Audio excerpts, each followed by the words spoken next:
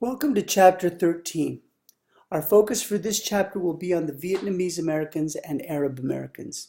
We'll also look at the resurgence of racism. The Vietnamese and Arab Americans had immigration experiences that were a bit different from that of other immigrant groups. The Vietnamese arrived while the U.S. was involved in the Vietnamese War, and the rest arrived after 1981, long after it was over. Conflicts that occurred in different parts of the world displaced a large number of people during the second half of the 20th century. Most of them fled to the safety of other countries. The Displaced Persons Act of 1948 allowed numerous refugees into the United States, as did the Refugee Relief Act of 1953 and other legislation that went into effect up to 1980. Many Indo-Chinese and Cubans have become U.S. citizens, and others have come from other parts of the world. One of these refugee groups is the Vietnamese Americans. The third immigration stream had the highest number of refugees among the three. Vietnam was involved in a prolonged war. When the U.S. and other forces pulled out, the Vietnamese continued fighting the communist forces. Hundreds of thousands fled or found refuge in Thai camps. Others fled in small boats. 197,000 of these boat people were taken into the U.S. by 1981. 2 million refugees left the area. The United Nations assisted in their resettlement. The U.S. brought many of them into our country. The cost of resettlement averaged about $5,600, which was paid by groups. The camps provided assistance as well as English classes, school and college. They were dispersed to every state, with 1/3 going to California, another third going to Texas, Pennsylvania, Louisiana, Washington, and Florida, and the final third to other states. We in California were fortunate to welcome so many to our state.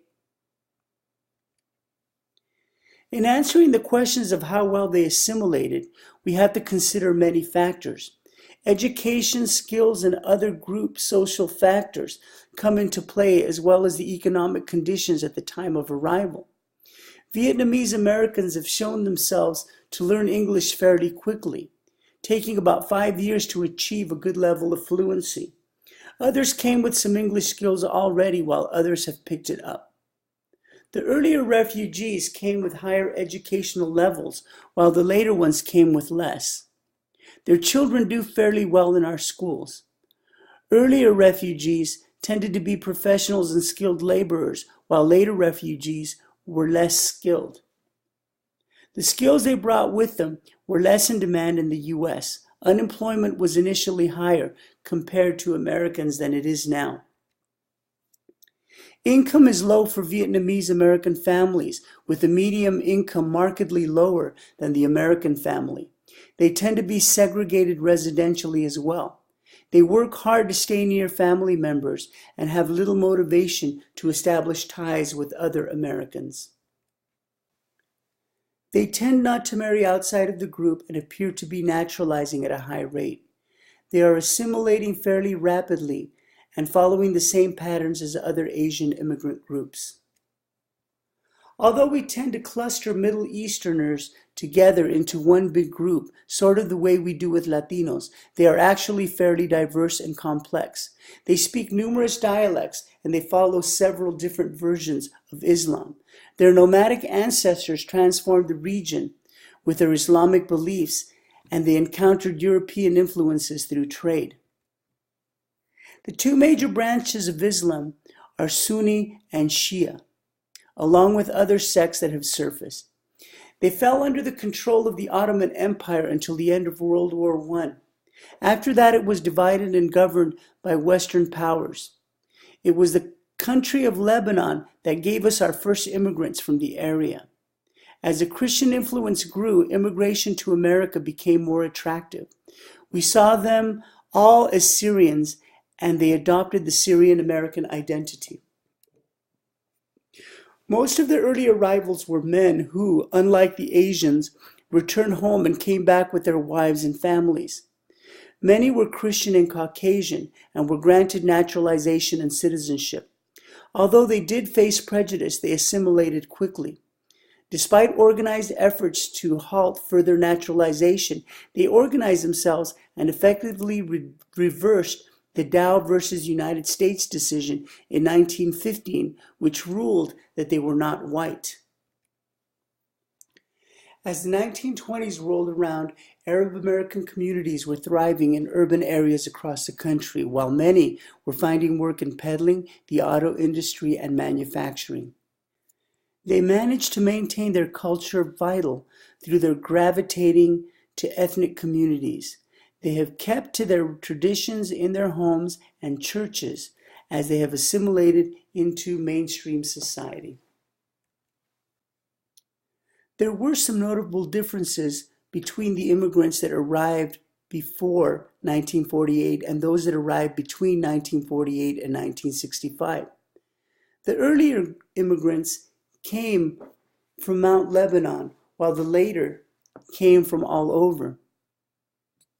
The early immigrants were less educated, while the later immigrants were more educated and skilled. The early were Christian, while the latter were Muslim. The early immigrants tended toward smaller towns and rural areas, while the later immigrants gravitated toward urban areas. When Palestine became Israel, many Arabs felt threatened. Syrian Americans and Arab Americans didn't really merge as they might have after this event. Arab third streamers were much like the rest of the groups in the third stream of immigration. They were unhappy with things in their homeland, with local wars, and many that came with education and skills from various countries. The Arab American population is relatively small but growing. Cultural assimilation is high, especially for those born in America. Levels of English fluency are rising, as well as levels of educational attainment. Incomes were higher than those of average Americans, with most holding professional or managerial jobs. And they tend to marry within their own group, whether Christian or Muslim. Political issues tend to be a barrier to identificational assimilation. Over the years, we have seen several Arab American organizations surface. The FBI also made efforts to improve relations between federal law enforcement officers and the Arab community in 2003 with the creation of the Arab American Advisor Committee. Anti-Arab sentiments have increased in the U.S. with terrorist acts against Western targets. Early hostility toward new arrivals appeared to decline by the end of World War II. Studies of American reaction to the third great stream reveals that an anti-immigration sentiment has taken hold, with hate crimes, violence, other unpleasant acts being more common. Hate groups are on the rise, and reactions were harsh after the 9/11 attacks, prompting calls for tolerance and understanding.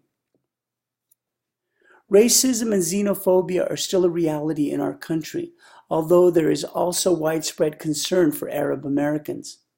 The U.S. Patriot Act of 2001, with its policies, have raised questions about our ability to preserve civil rights in times of national crisis. We are challenged to protect the nation while preserving the rights we enjoy as citizens.